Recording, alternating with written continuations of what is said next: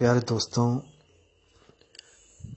जैसा कि मैंने आपको बताया कि सतगुरु कबीर साहब की भक्ति बिल्कुल अलग, सारी दुनिया से, सारे समाज से, सारे धर्मों से बिल्कुल अलग। कबीर साहब की भक्ति में ऐसा नहीं है कि हम कबीर साहब को इष्ट देव मान के उनकी पूजा करते हैं या फिर उनके किसी मंदिर में माथा टेकते हैं या फिर उनकी किसी मूर्ति की पूजा करते हैं या फिर उनसे हमारा कोई, उनके शरीर से हमारा कोई संबंध होता है। ऐसा कुछ नहीं है। आखिर कबीर साहब की भक्ति में क्या है ऐसा जो हम सब कुछ छोड़कर केवल उन्हीं के द्वारा बताया हुआ ज्ञान समझने और उस पर अमल करने में जोर देते हैं? इसको आपको समझना पड़ेगा। कई लोग कबीर साहब की भक्ति को सोचते हैं कि कबीर साहब हमें धर्मों से अलग कर रहे हैं, हमें हिंदू से मुसलमान बनने को कहते हैं या मुसलमान से हिंदू बनने को कहते हैं या फिर हमें अपने धर्म से विपरीत चलना पड़ेगा। ऐसा कुछ नहीं है दोस्तों। सबसे पहले तो हमें जानना पड़ेगा कि हमारे धर्म ग्रंथ हमें क्या कहते हैं। आप किसी भी धर्म ग्रंथ को उठा के देखोगे तो उसमें एक ही बात लिखी होगी कि परमात्मा और आत्मा ये दोनों अविनाशी हैं और हम केवल अविनाशी परमात्मा को ही पूज्य मानकर उसकी पूजा करें। जैसे उस अविनाशी को कहीं अल्लाह लिखा है, कहीं वाहिगुरु लिखा है, कहीं पर उसको गॉड लिख दिया है। भाव एक ही होगा दोस्तों, नाम अलग अलग होंगे। हमने नामों में नहीं उलझना, हमने भावों को पकड़ना है कि वो किस अविनाशी तत्व की बात कर रहे हैं। अब कई लोग नामों में उलझ जाते हैं कि नहीं वो अल्लाह है, वो वाहिगुरु है, वो गॉड है। जैसे कई आत्मज्ञानी भी इसमें भटक जाते हैं कि वो आत्मा है कि वो परमात्मा है। अब इसी में झगड़ा हो जाता है कि वो आत्मा है कि वो परमात्मा है। जबकि कबीर साहब ने कहा है कि एक कहो तो हूं नहीं, दो कहो तो गाली, और जैसा हूं वैसा कहो कहे कबीर विचारी। कबीर साहब ने भी आत्मा और परमात्मा की बात के लिए बिल्कुल झगड़ा खत्म करवा दिया कि वो एक भी नहीं है, वो दो भी नहीं है।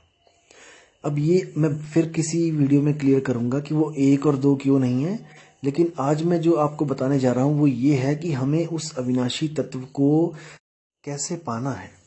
मुद्दा ये है कि हमें उस अविनाशी तत्व को कैसे पाना है। क्या वो अविनाशी तत्व हमें किसी चर्च, किसी मंदिर, किसी गुरुद्वारे में जाके मिलेगा या किसी मस्जिद में जाके मिलेगा? नहीं, वो हमारे पास है। जैसे हिरन के पास कस्तूरी है, उसको कोई भी इस दुनिया में कोई भी कस्तूरी दे नहीं सकता क्योंकि वो ऑलरेडी उसके पास है। अब उसको फिर भी वो कस्तूरी प्राप्त नहीं होती सारी उम्र। क्यों? क्योंकि उसको कोई गुरु नहीं मिलता जो उसको समझा सके कि वो चीज तेरे ही पास है जिसको तू ढूंढ रहा है। बस दिक्कत यहीं पे है। हम भी क्या करते हैं, हम सारी उम्र खुद से ढूंढने में लगे रहते हैं। जैसे एक हिरन सारी उम्र अपनी कस्तूरी को ही ढूंढता रहता है और अंत में वो एक दिन मौत को प्राप्त हो जाता है, लेकिन उसको सारी उम्र वो कस्तूरी नहीं मिलती और वो कस्तूरी उसके पास होते हुए भी उसकी कोई मदद नहीं कर सकती। इस पे विचार करना पड़ेगा दोस्तों, मैं क्या कहना चाह रहा हूं। जैसे आपको पता है कि हर संत कहते हैं कि परमात्मा हमारे पास है, आत्मा हमारे पास है। दोस्तों वो हमारे पास है, लेकिन वो हमारे पास होती हुई भी हमारी मदद नहीं कर सकती, वरना आज तक वो सबको मिल गई होती। आपने विचार करना है। आत्मा भी हमारे पास है, परमात्मा भी हमारे पास है, लेकिन फिर भी हम युगों युगों से भटक रहे हैं। कारण क्या है? हमें कोई ऐसा सदगुरु नहीं मिल रहा है जो हमें उस आत्मा का, उस परमात्मा का लखाव करा दे, जो उसको लखा दे। इसलिए मदन साहिब कहते हैं, सोई गुरु पूरा कहावे, दो अक्षर का भेद बतावे, एक छुड़ावे एक लखावे, तब प्राणी निज घर को जावे। यानी कि ऐसा गुरु मिल जाए जो एक छुड़ाए एक लखाए। किसको छुड़ाए? किस अक्षर को छुड़ाए? उन अक्षरों को छुड़ाए जो 52 अक्षरों के अधीन है। जैसे किसी भी भाषा का कोई भी नाम हो, कोई भी मंत्र हो, वाहिगुरु वाहिगुरु, राम राम, अल्लाह अल्लाह, जय कृष्ण, जय श्री राम, जय हनुमान, कुछ भी, कबीर कबीर, कबीर कबीर भी करेगा अगर कोई, तो वो भी उससे मुक्त नहीं हो सकता, 52 अक्षरों से बाहर नहीं हो सकता। क्योंकि कबीर में जो क बी र है वो भी 52 अक्षरों में ही आता है। तो कबीर साहब ने भी बोला है कि मुख से कहे कबीर कबीर तो ना कटे काल की पीर, नाम हमारा सब जग लेता भेद हमारा कोई न कहता, मेरा भेद पावेगा सोई जाका सतगुरु पूरा होई। कबीर साहब ने कहा कि कोई अगर मेरा नाम जपवा रहा है किसी भी पंथ में तो वो समझ जाना कि वो काल का ही दूत है। वो आपको किसी ना किसी लोक में भेज देगा, कोई डुप्लीकेट सतलोक, कोई डुप्लीकेट अनामी लोक, कोई डुप्लीकेट अलख लोक, कोई डुप्लीकेट अकह लोक। इन्हीं डुप्लीकेट लोकों में आप हमेशा आते जाते रहोगे। लेकिन कबीर साहब का जो सतलोक है, जो मैंने आपको पिछली वीडियो में बताया था कि क्या है सत और क्या है लोक, जब आप उस सत्य स्वरूप शब्द स्वरूप में जब समाओगे तब आपको पता लगेगा कि असल में आपकी हस्ती क्या है। एक छुड़ावे एक लखावे, जो छुड़ाने वाली चीज है वो मंत्र, उन्हीं मंत्र के द्वारा क्या है मन सिमरण कर रहा है, इस मन को भी छुड़वा दे, क्योंकि मन ही आपको बेवकूफ बना के बैठा है। इस जीव आत्मा को मन ही भटकाता है। मन के मते न चालिए, मन है पक्का दूत। कबीर साहब कहते हैं हे जीव तुम मन के कहे मत चलो, मन ही तुम्हारा दुश्मन है। लेकिन आपको ऐसे भी स्वयंभू आत्मज्ञानी मिल जाएंगे जो आपको बताएंगे कि आप कौन हो, आप मन हो, आप ही मन हो। ये आपको ही मन घोषित कर देंगे। ऐसे स्वयंभू नकली आत्मज्ञानियों से दोस्तों बच के रहना है, क्योंकि ये जन्म बार बार नहीं मिलेगा। इसको समझना पड़ेगा आपको। तो करना क्या है, एक छुड़ावे एक मिलावे तब प्राणी निज घर को जावे। फिर प्राणी को निज घर यानी कि निज स्वरूप, क्योंकि देखो दो स्वरूप है, एक आत्म स्वरूप है, एक मन स्वरूप है। मन स्वरूप को छुड़वा दे और आत्म स्वरूप का लखाव करा दे, तो आपकी सुरती जो मन में अटकी पड़ी है, जो मन और तन में उलझी पड़ी है, जिस मन ने आपकी सुरती को उलझा रखा है, वो कहाँ जाएगी? वो जाएगी सत्य स्वरूप में, शब्द स्वरूप में। जैसे बीजक में साखी में कबीर साहब ने बोला है कि हम हैं शब्द शब्द हम माही, शब्द बिना दूसर कछु नाही। यानी कि हम शब्द स्वरूप हैं और 52 अक्षर हमारे ही स्वरूप से पैदा होते हैं। वो शब्द 52 शब्द भी हमारी आत्मा के अंदर से ही निकलते हैं, आत्मा के द्वारा ही प्रकट होते हैं। तो कहते हैं हम हैं शब्द शब्द हम माही।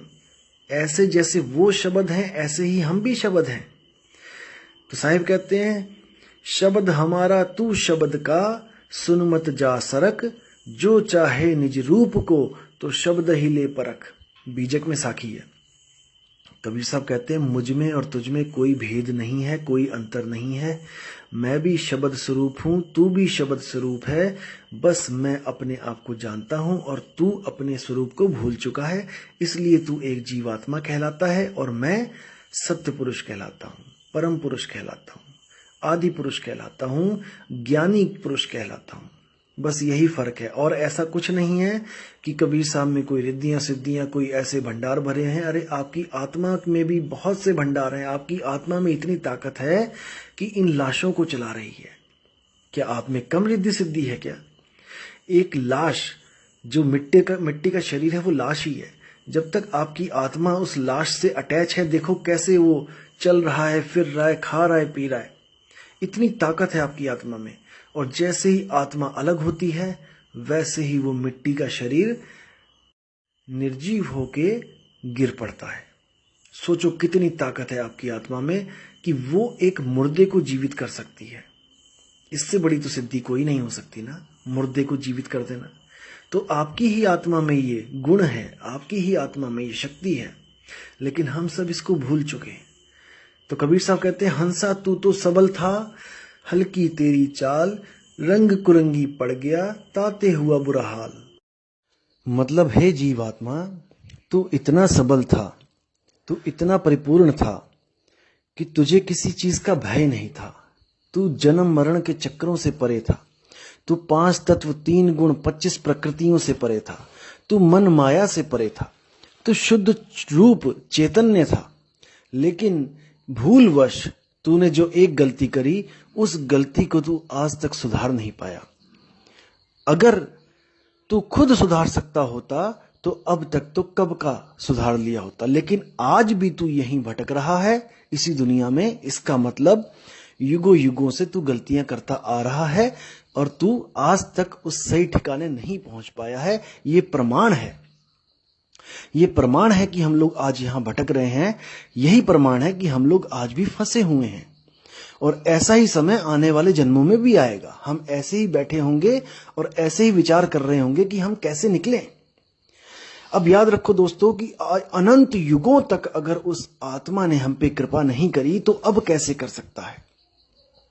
अनंत युगों तक अगर उस परमात्मा ने हम पे कृपा नहीं करी तो अब कैसे कर सकता है।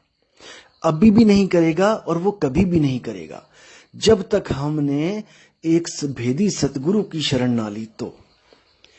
क्योंकि कबीर साहब की वाणी और सब संतों की वाणी यही कहती है, गुरु बिन ज्ञान न उपजे, गुरु बिन मिले न मोक्ष, गुरु बिन लखे न सत्य को, गुरु बिन कटे न दोष।